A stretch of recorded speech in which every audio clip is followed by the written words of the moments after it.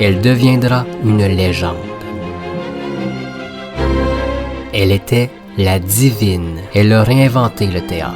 Elle a performé devant des dizaines de millions de spectateurs éblouis. Victor Hugo l'appelait la voix d'or. Pour elle, on invente le terme monstre sacré. Elle est le premier phénomène mondial.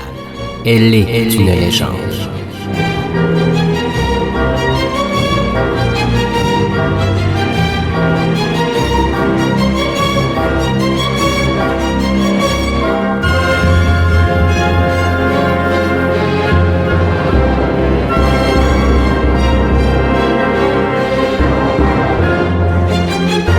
Vous savez, je suis quand même Sarah Bernard.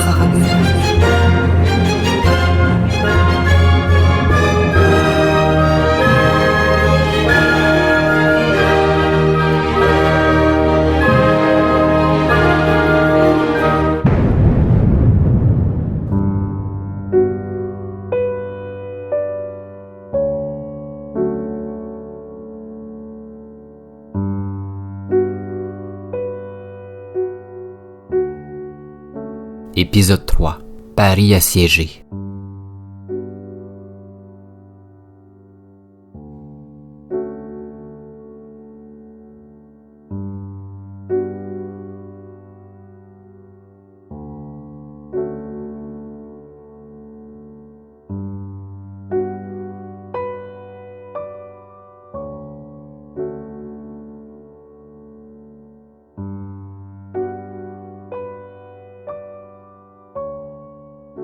Dans le second épisode, je vous avais laissé alors que Sarah Bernard vivait une période plus sombre.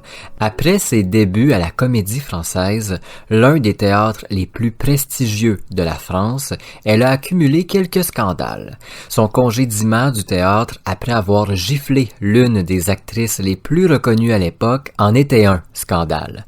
Par la suite, elle s'est retrouvée sans contrat loin des planches pendant un peu plus d'1 an, une période durant laquelle sa relation avec Henri Deligne, l'un des plus riches héritiers de la Belgique, a fait pas mal jaser. De cette union est né Maurice Bernard, que Deligne n'a jamais voulu reconnaître, ce qui a laissé Sarah seule avec l'enfant.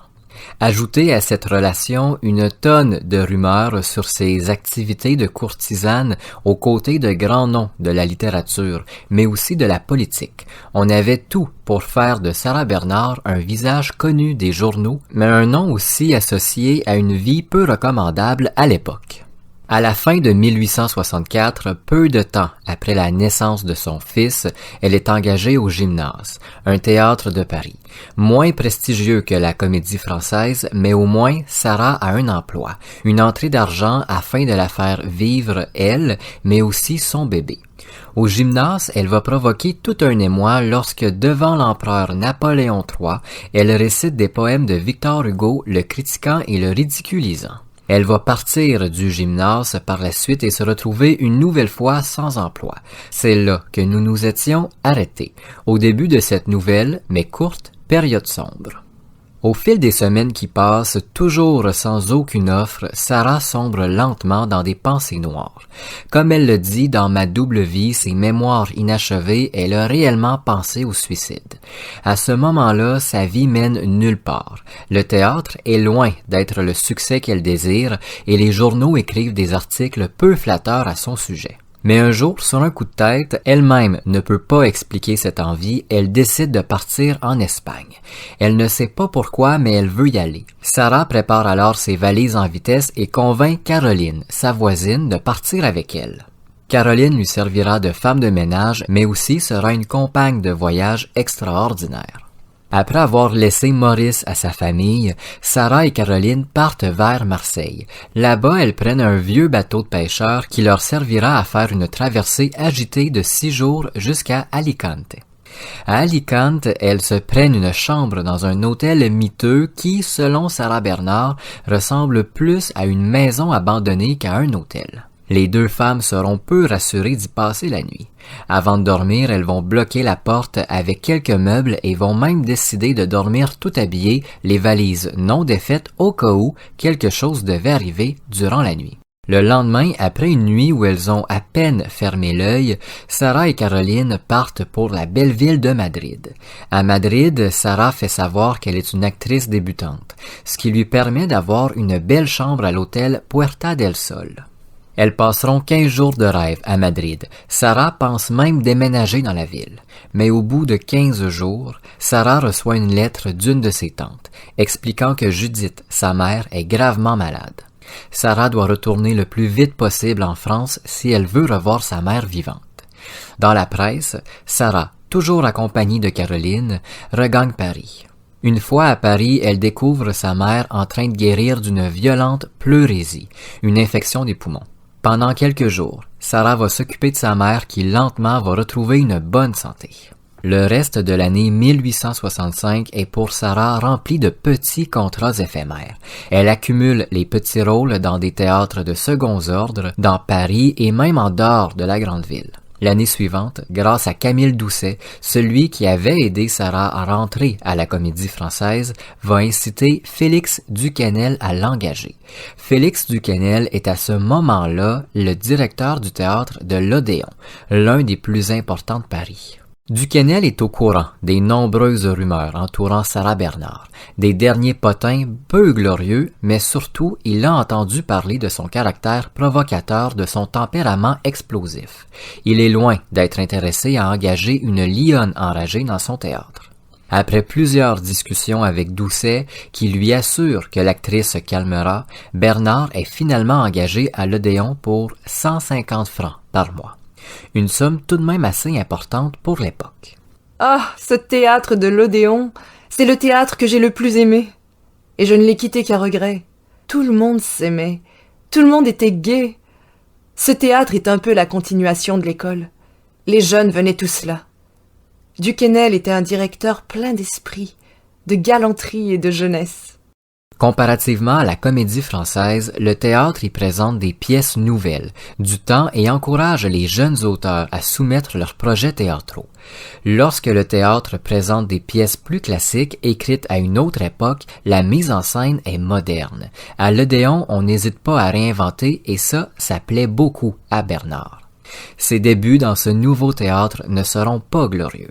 Elle joue un rôle qui n'est pas pour elle dans Le jeu de l'amour et du hasard, où les critiques lui reprochent sa maigreur. Sarah est une excellente remplaçante. Elle connaît toutes les pièces que l'Odéon présente et à n'importe quel moment, elle peut remplacer une actrice malade. Ce qui fait qu'elle se retrouve presque 2 fois par jour, en journée et en soirée, sur les planches. Elle gagne en popularité très rapidement et Paris connaît son nom. Avec sa carrière officiellement lancée et sa réputation qui se redore lentement, Sarah Bernard recommence à fréquenter la haute société parisienne. Grâce à l'Odéon, elle rencontre l'autrice George Sand, avec qui elle noue une amitié sincère qui durera des années. L'autrice lui fera rencontrer un nombre impressionnant d'hommes influents de la culture, mais aussi de plusieurs autres domaines. En juin 1867, Sarah Bernard a finalement un premier rôle marquant. Duquesnel l'a fait jouer dans Athalie, une pièce de Jean Racine. Au départ, le directeur du théâtre souhaite voir Sarah dans le rôle principal féminin, mais l'actrice lui a laissé savoir qu'elle préférait le premier rôle masculin. Pour la première fois de sa carrière, Sarah Bernard apparaît dans un rôle masculin, chose qu'elle fera à de nombreuses reprises au cours de sa très longue carrière. Dans Ma double vie, elle explique aimer jouer ces rôles réservés aux hommes, tout d'abord parce qu'elle aime surprendre le public. Un public qui ne s'attend pas à voir une femme jouer un homme. Mais la principale raison pour laquelle Sarah aime jouer les hommes, c'est qu'elle peut donner un côté plus sentimental à ses rôles. Les hommes, encore aujourd'hui, au moment où je vous parle, ont parfois du mal à exprimer leurs émotions et c'est parfois mal vu en société. Un homme qui pleure, c'est plus ou moins accepté, tandis qu'une femme qui pleure, c'est tout à fait normal. Sarah explique qu'elle peut enfin faire vivre à ses personnages masculins leurs vraies émotions. Athalie sera un véritable succès, mais surtout le premier de la carrière de l'actrice. Sur les affiches qui habillent les rues de Paris, le nom Sarah Bernard est immense et les gens se bousculent pour la voir chaque soir. Après le succès d'Athalie, l'actrice est à la recherche d'un nouveau projet. Il serait trop facile de prolonger Athalie de quelques semaines, mais Sarah n'est pas du tout intéressée. Il serait aussi facile de reprendre une pièce classique à succès, mais aucun intérêt pour l'actrice. Elle veut une nouvelle pièce, une nouvelle production. En 1868, elle provoque encore tout un émoi de façon positive, lorsqu'elle joue une pièce d'Alexandre Dumas père, Désordre et génie. La pièce sera un succès, mais ce n'est pas que ça qui attire l'attention des Parisiens. En cette année 1868, Victor Hugo et ses critiques politiques à travers ses écrits ont fait en sorte qu'il y a interdiction de le produire au théâtre. Un théâtre qui pourrait produire l'auteur pourrait se voir fermé définitivement. Un soir, alors que Bernard est sur la scène en train de jouer la pièce de Dumas père, des spectateurs se mettent à crier à la gloire de Victor Hugo, mais aussi de son retour.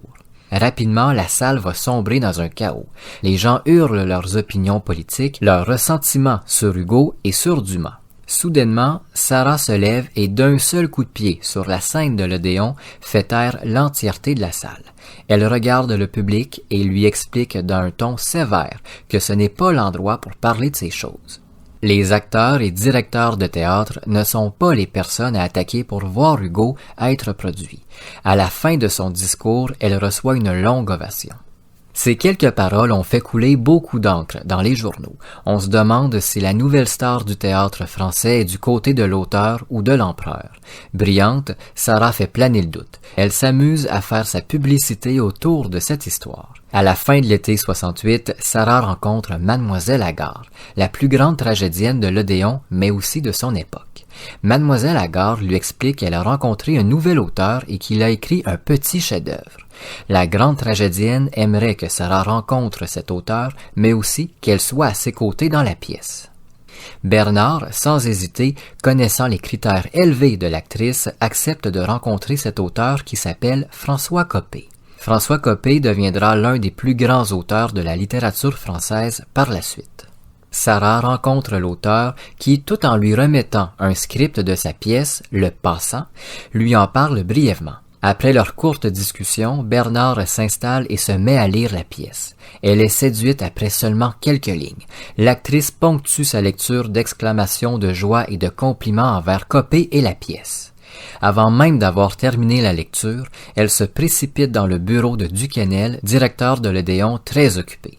Elle l'oblige à prendre une pause dans ses travaux pour lire cette pièce qu'elle trouve sensationnelle. Duquesnel sera lui aussi séduit par Le Passant, bien que sa lecture n'est pas très calme puisque Sarah le dérange constamment avec des « Et ce passage, n'est-il pas formidable ?» et des « C'est fabuleux !» et encore. Vous ne trouvez pas, monsieur Duquesnel, que c'est d'une beauté ? À la fin de l'année 1868, les répétitions de la pièce commencent avec une Mademoiselle Agar et une Sarah Bernard plus qu'excitées à faire ce projet. Comme l'écrit Bernard dans ses mémoires inachevés, les répétitions ont été un vrai bonheur. Tout laissait présager un grand succès. Et quel succès ce fut le soir de la première le 14 janvier 1869. Les acteurs doivent revenir à de multiples reprises saluer le public qui continue de les acclamer. Le Passant fera plus de 150 représentations, toujours devant des salles combles. Le Passant eut un véritable triomphe. Le public ne cessait d'applaudir. Le rideau se leva 8 fois sur Agar et moi. Nous avions en vain essayé d'entraîner l'auteur que le public voulait voir. François Coppée s'était caché. Le succès est tel que Napoléon III, qui n'est pourtant pas un amateur de Bernard, demande à ce que la pièce soit jouée au Palais des Tuileries.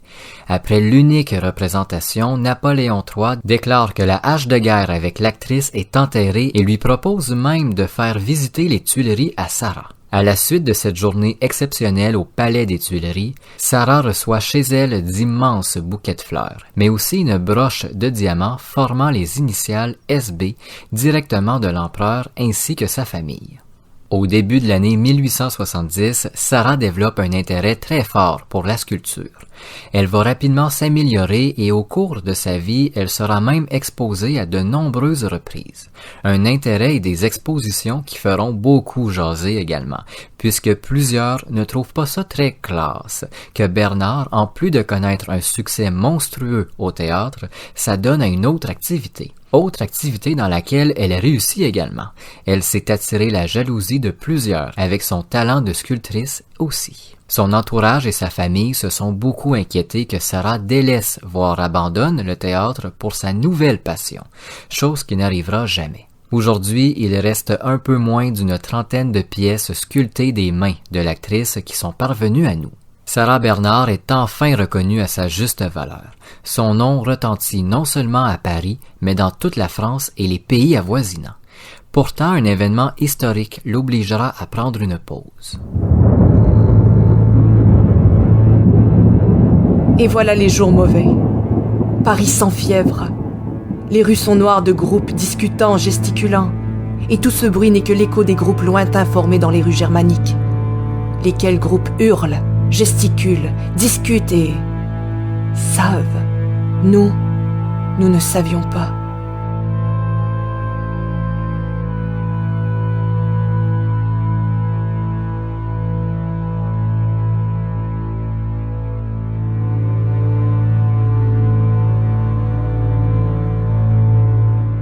Durant l'été 1870, éclate la guerre franco-allemande.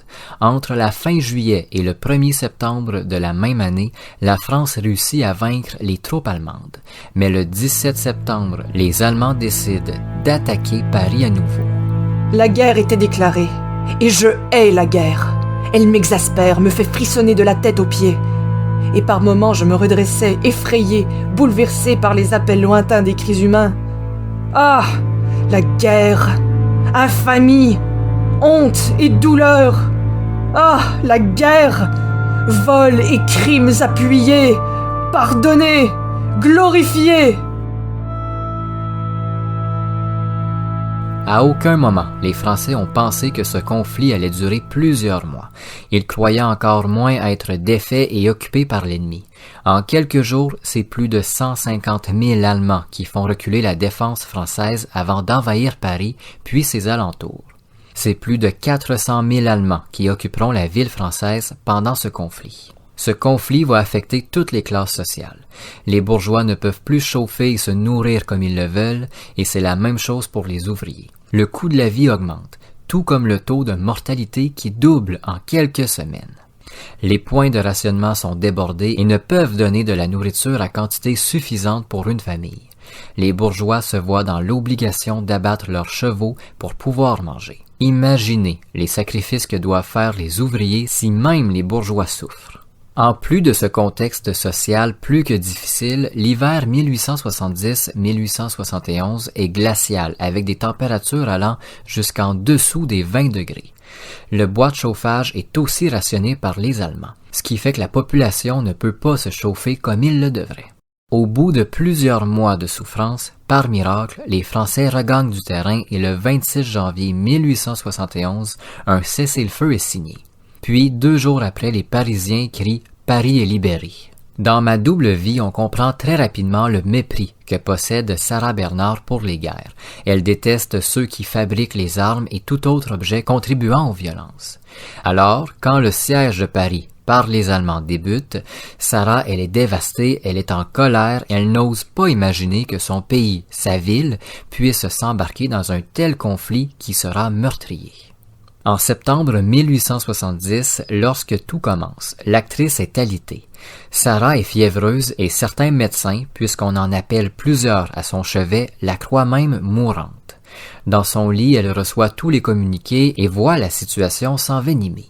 Elle entend les combats s'enchaîner et la présence allemande s'approcher de plus en plus. Sa famille décide de l'emmener à l'extérieur de Paris alors qu'elle retrouve une certaine santé. Tout en regagnant une certaine forme, elle est confiante. Les Français réussiront à vaincre une nouvelle fois l'ennemi. Lorsqu'elle apprend que l'empereur Napoléon III jette les armes, elle est dévastée. Comment l'empereur peut faire un tel coup à son peuple? Il décide de ne pas se défendre. Il décide d'abandonner la France. Contre l'avis de son entourage, elle décide de regagner Paris qui s'enflamme lentement, bombardée par les Allemands. L'armée française tente toujours de défendre la ville. Sarah embrasse Maurice puis demande à sa mère Judith de le garder le temps que la guerre se calme. Elle rentre à Paris par train, elle voit les villages détruits, la détresse de ses habitants qui ne veulent qu'une seule chose, fuir pour vivre. Sarah, devant ce désespoir immense, bouillonne de l'intérieur, et elle sait qu'elle ne peut rien faire. De retour chez elle, elle rencontre pour la première fois la solitude. Elle n'a personne avec elle, en plus d'avoir la peine, le sentiment d'avoir abandonné son fils. Elle reste plusieurs heures, voire quelques jours, incapable de faire la moindre action. Je me laissais aller à mon désespoir. Je regrettais maintenant de l'avoir immigré. Et cependant, si on arrivait à se battre dans Paris, pas un instant l'idée ne me vint que j'aurais pu partir avec lui. Je me croyais utile dans Paris. Utile à quoi? Cette croyance était stupide, mais elle était mienne. Je pensais que tous les êtres valides, et malgré ma faiblesse, je me sentais valide, non sans raison, je l'ai prouvé depuis, devaient rester dans Paris. Et j'étais restée sans savoir ce que j'y ferais. Je vécus quelques jours très stupéfiée par ce manque de vie autour de moi, par ce manque d'amour. Puis, un bombardement près de chez elle va la réveiller. En un seul coup, elle retrouve sa force. L'actrice a une illumination. Elle sait comment elle peut contribuer à l'effort de guerre. Sous les bombardements, elle se rend à pied au théâtre de l'Odéon, fermé depuis quelques semaines à cause du conflit, et demande à Duquesnel de faire de l'établissement un hôpital pour les militaires. À l'époque, on appelait ce genre de lieu des ambulances militaires.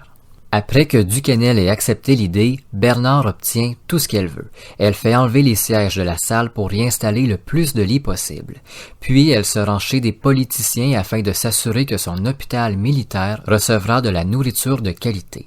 Elle emprunte même les manteaux de ses hommes, mais aussi de ses amis, afin que les soldats soient suffisamment habillés lorsqu'ils seront à l'Odéon.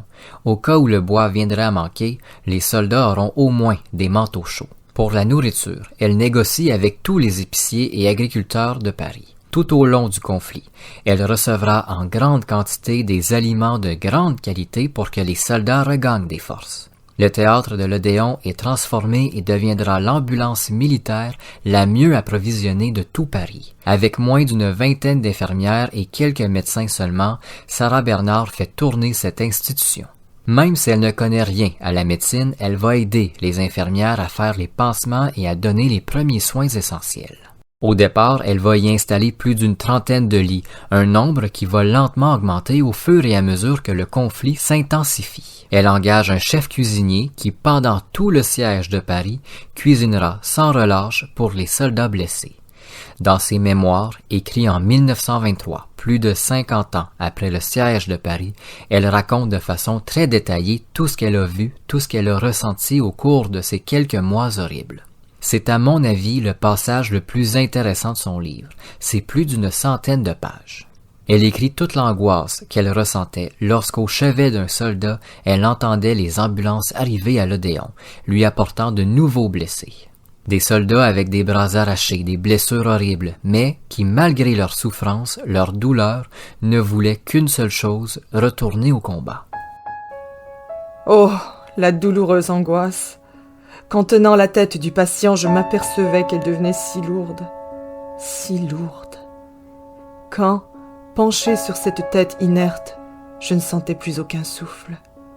Alors le sergent donnait l'ordre de rétrograder. Et le pauvre mort était remis à sa place dans la voiture, tandis qu'on descendait un nouveau blessé. Sarah décrit le sentiment immense de fierté mélangé à la grande peine de voir repartir ces hommes, plus courageux que l'empereur, au combat. Après tant de souffrances, ils retournent sur le champ de bataille.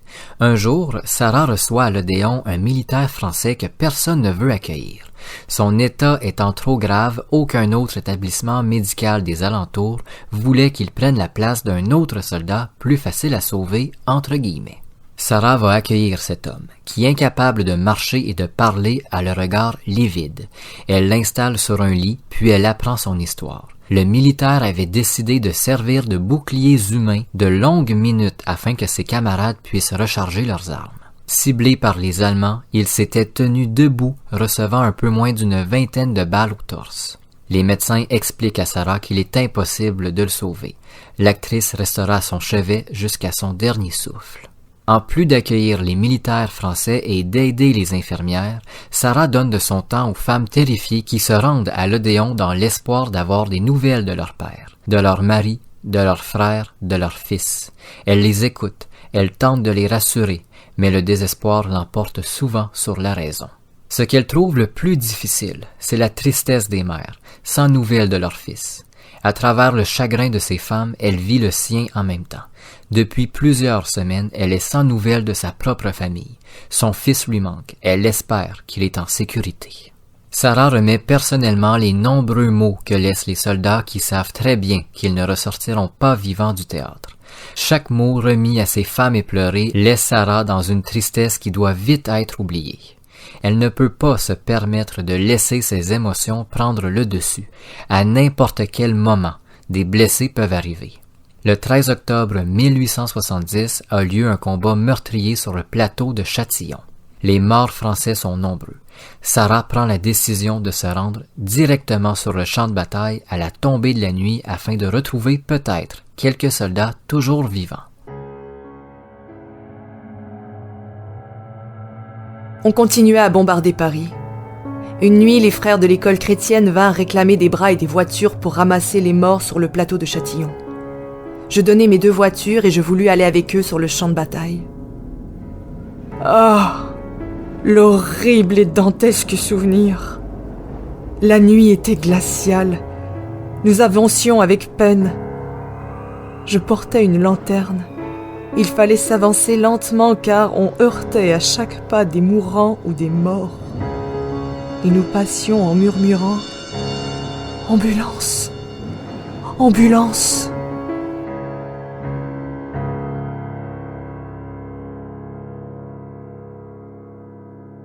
Sur le plateau de Châtillon, l'actrice et le médecin qui l'accompagnent sont confrontés à une scène atroce.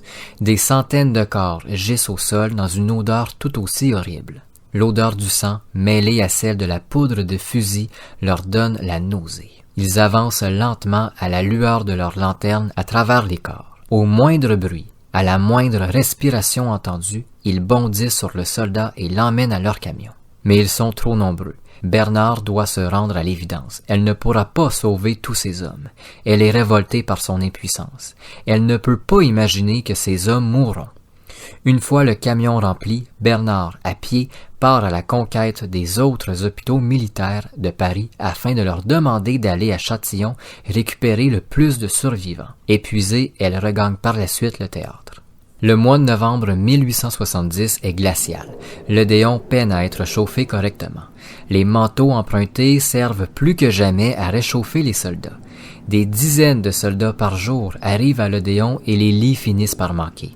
Bernard ordonne aux infirmières et aux médecins de laisser leur propre lit aux soldats. Sarah et ses employés, qui depuis le début n'ont jamais cessé de l'aider, dorment là où ils peuvent quelques heures par jour. Les bruits assourdissants des bombes qui tombent de plus en plus près du théâtre horrifient Bernard, puis plus rien. Peu avant Noël, le temps semble s'être arrêté. Les bombardements ont soudainement cessé et les soldats arrivants ont que des blessures superficielles. Ce Noël sera gravé dans sa mémoire. À l'approche du 25 décembre, elle insiste pour décorer l'Odéon. Elle y accroche guirlandes de sapins et différents accessoires colorés afin d'illuminer le séjour des blessés. À son propre compte, elle offre un grand festin de Noël aux soldats, mais aussi à tous ceux et celles qui depuis le début l'aident dans ce projet que plusieurs trouvent insensé. Une actrice de théâtre qui, au lieu de fuir Paris, décide de former la plus importante ambulance militaire de Paris. Ce temps de repos ne devait pas durer, bien évidemment. Cependant, on arrivait en janvier. L'armée ennemie tenait Paris enserré dans son étreinte chaque jour plus étroite. Les vivres se faisaient rares. Un froid lupal enveloppait la ville, et les pauvres soldats qui tombaient, parfois légèrement blessés, s'endormaient doucement du sommeil éternel, le cerveau engourdi, le corps mi-gelé. À la reprise des combats, en janvier 1871, les Allemands se rapprochent du centre de Paris et de l'Odéon. Les vivres se font de plus en plus rares et malgré ces négociations et ces ententes, Sarah reçoit de moins en moins de nourriture. Les repas servis aux militaires sont de plus en plus petits, moins nourrissants au grand désespoir de l'actrice. Le théâtre se refroidit à une vitesse folle. Les Allemands prennent le plein contrôle du bois. Des soldats blessés légèrement meurent de froid. Des hommes qui devaient retourner au combat tombent sous un froid intense. Désespérée, Sarah se met à brûler tout ce qu'elle peut afin de chauffer le théâtre. Elle jette dans les foyers les caisses de bois servant à ranger les accessoires et costumes, les bancs du théâtre et tout ce qui traîne dans la cave. Hors de question de laisser mourir de froid davantage de soldats. Le 10 janvier, Paris est bombardé comme jamais auparavant. Près de l'Odéon, les bombes tombent sans cesse. À l'intérieur du théâtre, règne un silence infernal. Sarah, les infirmières et les soldats alités sont angoissés. Les explosions font trembler les murs de l'établissement tellement elles sont proches. À chaque détonation, on croit que le théâtre va s'effondrer. À la fin de cette journée terrifiante, des dizaines d'hommes blessés gravement arrivent aux portes de Sarah Bernard. Parmi ces soldats, il y a un Allemand. Un homme qu'aucun établissement français veut prendre sous son aile. Après avoir hésité, Sarah le fait entrer à l'Odéon. L'Allemand parle un français approximatif. Tout ce qu'il dit enrage Bernard. Il affirme que Paris et la France tomberont sous les attaques allemandes, que son peuple sera grand vainqueur.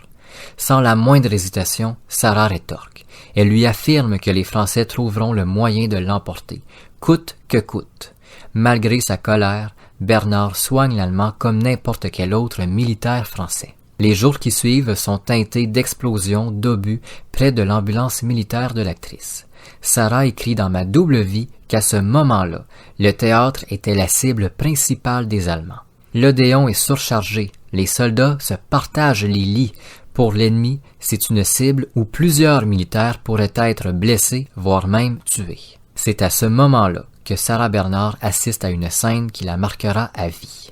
Durant le mois de janvier, Sarah avait fait un marché avec un jeune garçon du quartier. Pour quelques sous de la propre poche de l'actrice, le garçon allait lui chercher des vivres supplémentaires comme de la viande et des légumes plus ou moins frais dans les épiceries des alentours.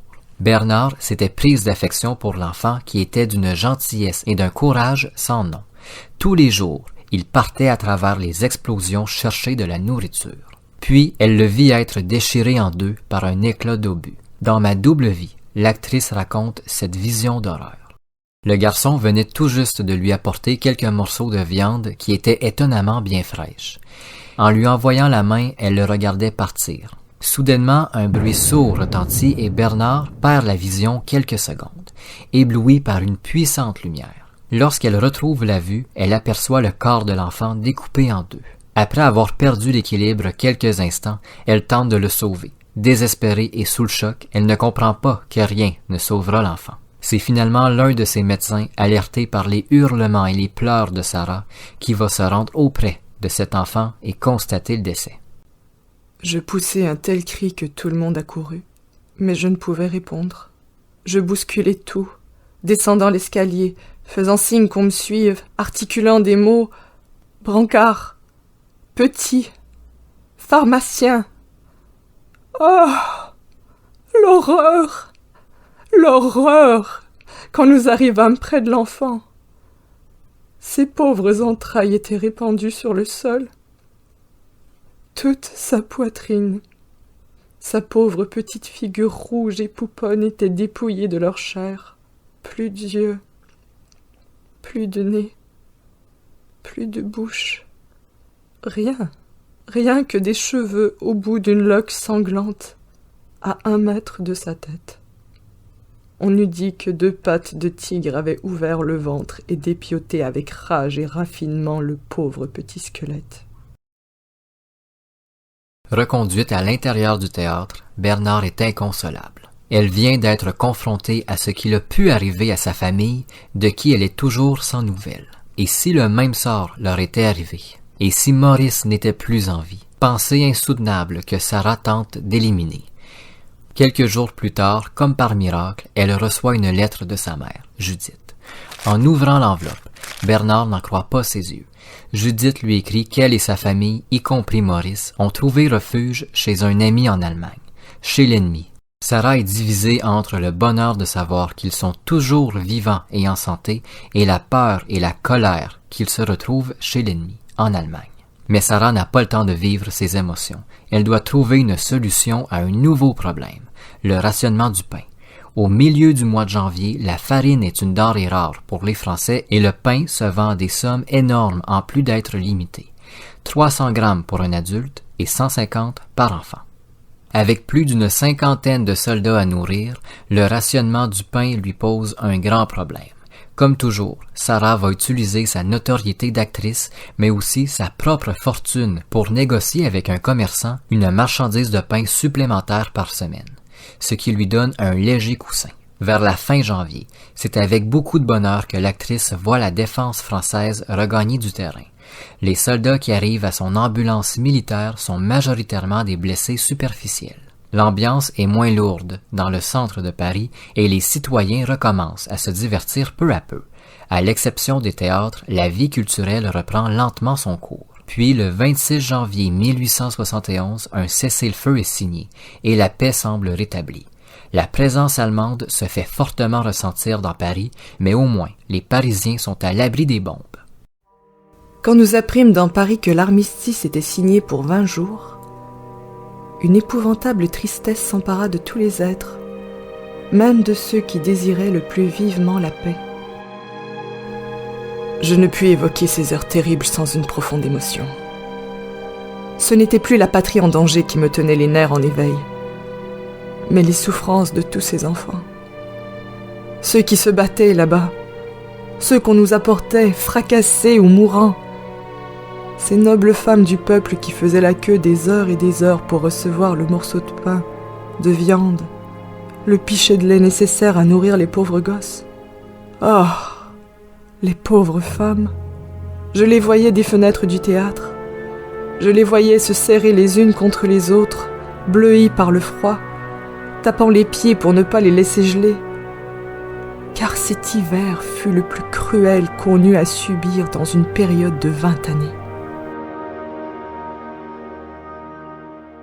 Le théâtre de l'Odéon est rapidement retransformé en sa fonction principale, mais il est loin de pouvoir être ouvert. Les bombes tombées aux alentours ayant endommagé l'édifice, des travaux s'imposent, des rénovations qui prendront plusieurs semaines, peut-être même des mois.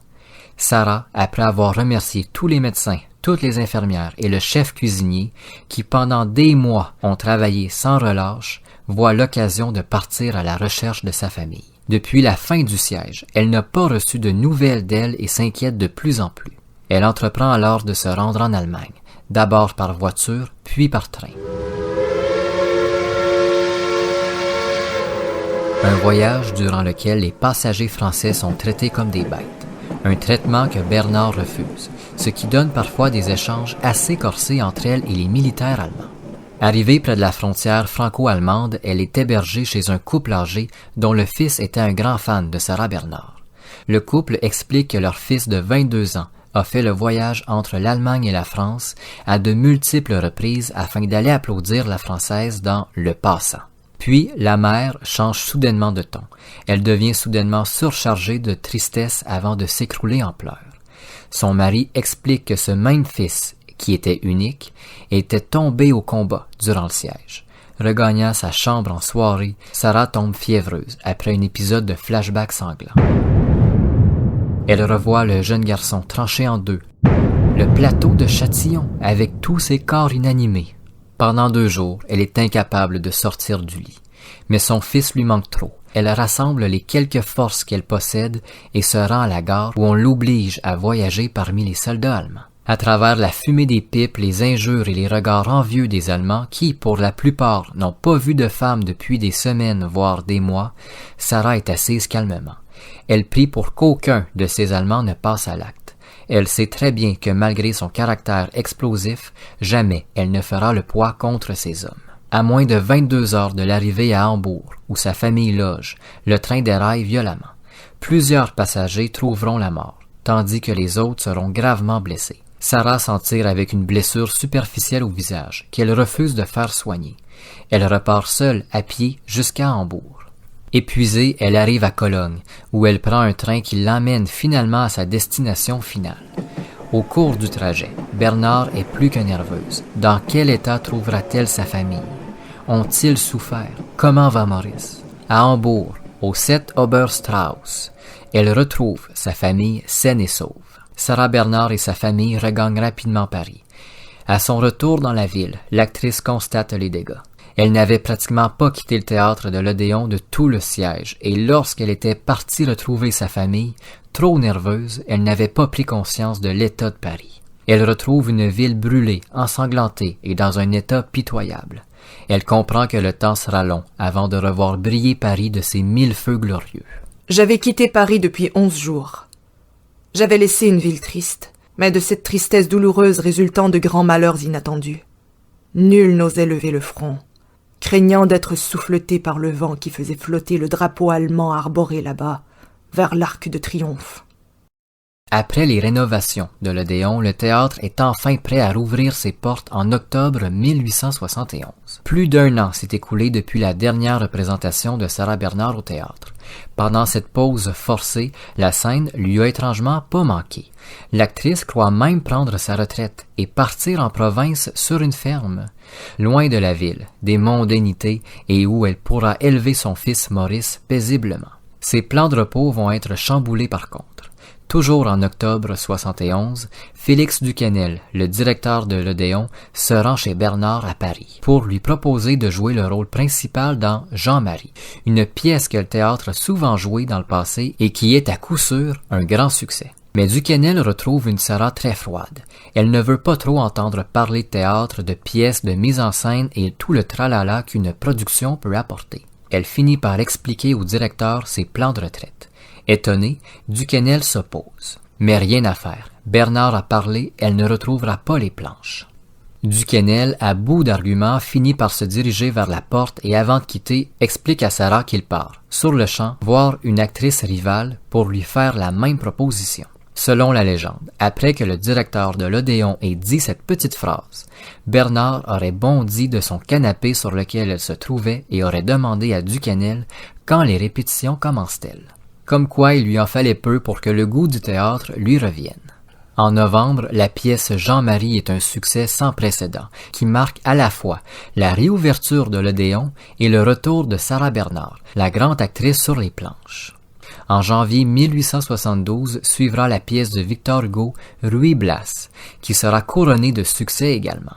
Après la première, le 26 janvier, Hugo monte sur scène baiser la main de Bernhardt, signe ultime de triomphe. Le célèbre auteur n'avait jamais réagi de la sorte. Au milieu de l'année 1872, peu avant la 100e représentation de la pièce de Victor Hugo, Bernhardt reçoit une offre de la Comédie Française. L'offre de son ancien théâtre lui tente, mais elle n'a aucune envie d'y retourner. Elle se rappelle des incidents survenus dans ce théâtre et de l'air pompeux de la direction. De l'autre côté, la Comédie Française lui propose 12 000 francs par mois, une somme loin d'être négligeable et qui est 2 000 de plus qu'à l'Odéon. Bernhardt se rend chez Duquesnel où elle explique la situation. Le directeur de l'Odéon refuse d'augmenter l'actrice et la discussion s'enflamme. Sarah quitte Duquesnel avec fracas et signe immédiatement avec la Comédie Française. L'Odéon est enragé, tout comme Duquesnel. Les journaux de l'époque ont vent de cette nouvelle histoire entourant Sarah Bernhardt. On raconte qu'elle quitte l'Odéon après avoir eu un nombre conséquent d'aventures avec des acteurs du théâtre. Ce qui alimente surtout les médias, c'est la poursuite qu'engage l'Odéon contre Bernhardt. Le théâtre la poursuit pour bris de contrat et les nombreuses pertes que son départ précipité entraîne. Ruy Blas était toujours annoncé à guichet fermé pour plusieurs autres semaines. Les pertes pour le théâtre seront énormes. L'actrice doit finalement verser 6 000 francs à l'Odéon après avoir perdu le procès très médiatisé. En quittant l'Odéon, Bernhardt vit des émotions paradoxales. Elle est triste de quitter ce théâtre qu'elle aime tant, le théâtre où elle se sent le mieux et où elle s'est fait de nombreux amis, mais surtout où elle a trouvé la gloire. Elle décide de ne rien prendre avec elle. Elle laisse tout son mobilier de loge à l'établissement. Elle regagne la Comédie Française, heureuse de ce nouveau défi. Mais elle le sait très bien qu'elle ne sera pas heureuse très longtemps. Rapidement, elle va se lasser de la bourgeoisie étouffante du lieu où elle n'a pas beaucoup d'amis. Sarah le sait, elle entre dans la cage des fauves. Tout le monde voudra sa peau. Pour son grand retour au plus prestigieux des théâtres parisiens, on lui demande de jouer Mademoiselle de Belle-Île, dans la pièce du même nom. Un rôle qu'elle trouve d'une insignifiance énorme. Sarah lit le script avec dédain et peine à le terminer. Elle sait que ce sera un retour loin d'être triomphant. Le 6 novembre 1872, c'est une foule excitée qui entre dans le théâtre afin de regarder Sarah Bernard revenir à la Comédie Française. La première sera un échec lamentable. Bernard est nerveuse, au point où en coulisses, elle craque. Elle ne veut plus monter sur scène après le premier entracte. En plus, quelques minutes seulement après son entrée, elle a vu sa mère quitter la loge. Judith, malaisée par la performance de sa propre fille, avait décidé de quitter la salle. En sortant, elle fit une syncope. Judith fut ramenée chez elle par un médecin. Mais la pauvre Sarah Bernard joue le premier acte de la pièce dans l'inquiétude que sa mère soit souffrante. La sachant d'une santé fragile, elle craint pour Judith. À l'entracte, elle demande des explications, mais personne n'en possède. Personne au théâtre a vu Judith Bernard sortir du théâtre. Retardant le début du second acte, Bernard fait envoyer chez Judith un assistant du théâtre, s'assurer que sa mère se porte bien. Une fois l'homme revenu et Sarah rassurée, Mademoiselle de Belle-Île peut recommencer sous les huées du public. Heureusement pour Sarah, la pièce connut un succès grandissant au fil des représentations. C'est un retour qui s'annonce périlleux pour Sarah Bernard, mais elle est prête. Elle a le sentiment que quelque chose de grand, de très grand, s'approche à l'horizon.